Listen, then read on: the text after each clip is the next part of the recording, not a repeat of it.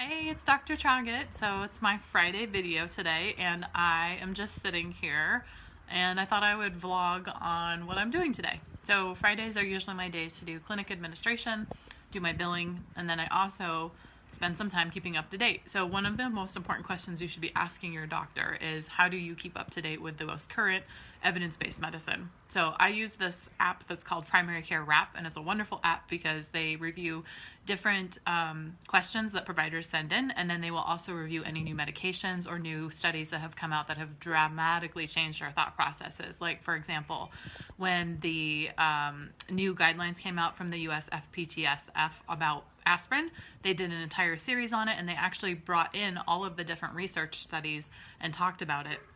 So it made it really easy for me to be able to transpose, oh, I really don't want my patients taking baby aspirin if they've never had a cardiac event.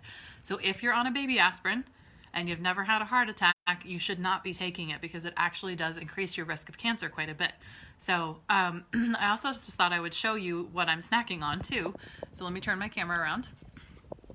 And this is my afternoon meal. So I have my shot glass of Go Cougs, by the way, chocolate. And then I don't know if I've mentioned this type of drink that I have before, but this is apple cider vinegar. You can also get it. It's kind of like kombucha, but one of the things I wanted to show you was this label right here. So oftentimes when you're drinking soda, you end up drinking a lot of not so great things that you don't want to be actually drinking. So this is kind of my substitute. I have it not very often, just as much as I want to, but here you can see, here's the ingredients. So notice how the last ingredient is actually stevia, which is a changeover for sugar, just call that sugar. But what I want you to look at is the actual grams of sugar, which is only 3 grams. Now, why is this important? So yesterday I was doing some education, which oftentimes I like to talk about how carbs are related. So when you look, if you Google actually nutrition label Coca-Cola, and you look at 1 serving, which is just 1 can, a bottle is typically 2 servings, how many grams of sugar in that? I'll give you a second to go look it up, but you're gonna be surprised. So if you've been able to find it, you can usually go to Google and just type in Coca-Cola nutritional label and then tap on images, and the nutritional label will come up. But if you click on that first image, what you're gonna see is that actually it's 38 or 37 grams of carbs in 1 serving. This is only 3.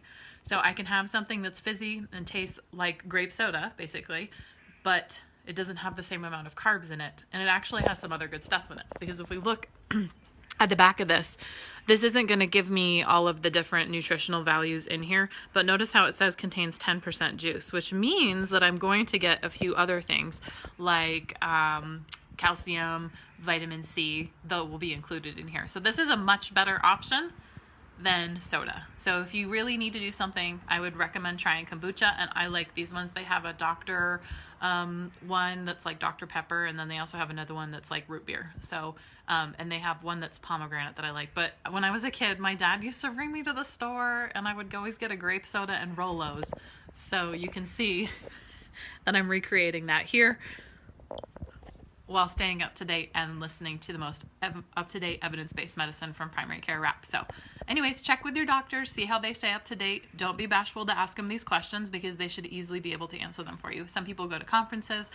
I do that as well, but I also like to just keep up to date this way. So I hope you have a great weekend. And Megan, I have your next assignment for you that will be showing up on Monday. So stay tuned. Talk to you later. Bye-bye.